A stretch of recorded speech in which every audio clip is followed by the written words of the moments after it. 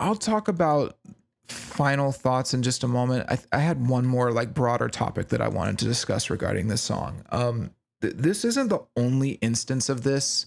It's just kind of a something I wanted to discuss, which is more and more I feel like we're reaching something of like a cultural dead end. I've seen this in movies too, but music as well. Um, Nothing really just seems novel anymore. Like even in this song, we got the ukulele, we got the vocal melodies, the choir, the religious imagery, generic love song lyrics. Like all of this has been done before. I mentioned this earlier in the episode, but like go listen to "It's All Coming Back to Me Now" by Celine Dion. It was just so much better. It's so much more epic. Everything sounds so much clearer and pleasing to the ear. Like I just feel as though we're treading water culturally. I've been feeling that for a few years, really kind of since COVID, you know. I'm not trying to just rag on this song. I feel this way about a lot of songs, but I just picked this one because it seems like the perfect example of something that people today might find novel and interesting, but is just so shallow compared to what music can be.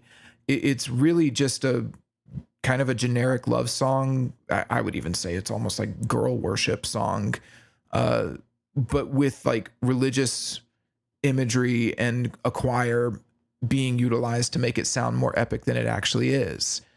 So to me, I don't know. I mean, if this is the bar, right? Like elementary school lyrics, basic chords, simple triplets. It's like where do we even go? And I find myself struggling with this a lot. Like what haven't we heard yet? What is next? I mean, what are the ideas and stories that are there to be told? All the genres have been picked apart and blurred at this point. Every instrument's played at like maximum skill level, skill capacity. And, you know, here's what I'll say is that a great song, a great story, a great theme is timeless. It'll always be great, right? So there's always greatness like that can be made. But something that's really happened recently is that this idea that an artist would actually tell a story or have deeper lyrics or even a cohesive theme, right? Like that idea just seems to be dead. But even worse, everyone is just like okay with it.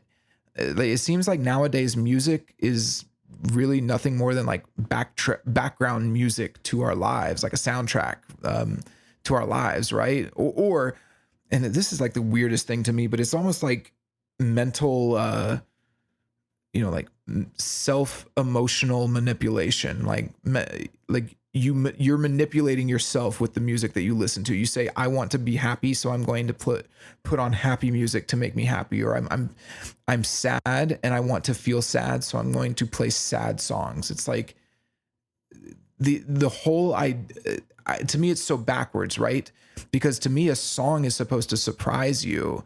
It's it could be a plot twist or like a section that you don't expect, or like a crazy guitar solo that comes out of nowhere, or even just an emotion that you weren't planning to feel during that song. The whole idea that music is something that will actually stimulate you and make you think, and not just be comfort food for you. It's just gone. Nobody even talks about music like that.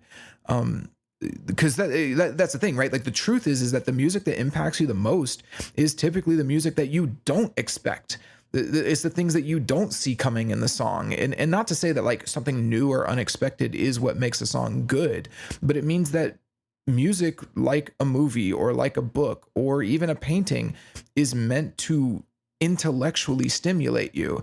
It's meant to kind of take you out of your comfort zone a little bit, give you a tap on your shoulder and make you think, or give you a different perspective. The same way that reading a book or watching a great movie will do. It opens your eyes to a perspective that maybe you didn't see before. Nowadays we just seem to have the opposite perspective, which is that it's meant to be comfort food. I only like, even when I hear people comment on my channels, have commented on my channel, and they'll say I don't like that, or I do like that. And it's like, do you even conceive of like, it doesn't actually matter if you like it or not? Can you objectively quantify in your head whether it's good or not? Do you see the difference there? It's like when we talk about like if we're talking about a plot, right? A story. Let's just take like a Quentin Tarantino film, or actually no, let's take something even simpler, like Iron Man, the first Iron Man. Everyone knows it, everyone's watched it, right? You could probably find some plot holes in that movie, right? And if you're not analyzing the plot and the plot's consistency, you could say, okay, well, when he launches himself out of the cave in that, like, you know, junk suit that he made, and he lands in the desert, he probably broke his spine. But you know what? We're just gonna let it slide. We're gonna say that the suit covered the fall, and it's like, yeah, okay, that's a plot hole, but we can kind of look past it.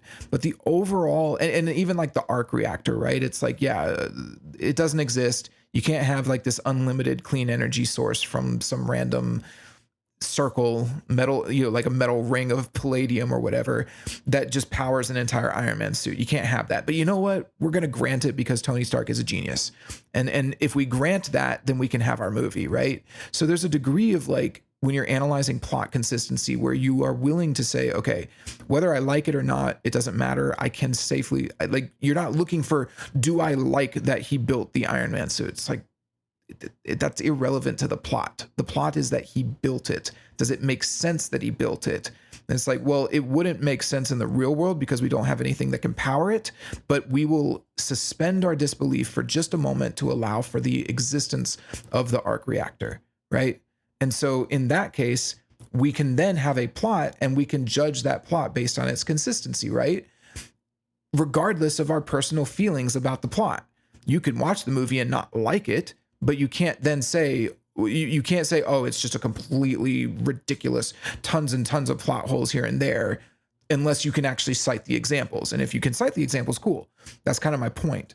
The whole point that I'm making here is that we don't even conceive of music like this. We don't even think about, like, do the lyrics make sense? Or is that a good melody? Or is that a good ukulele part? It's like, no, it's boring. It's fucking boring.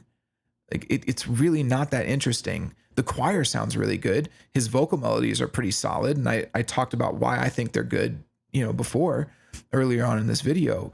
But overall, so much of this song is pretty just standard average stuff.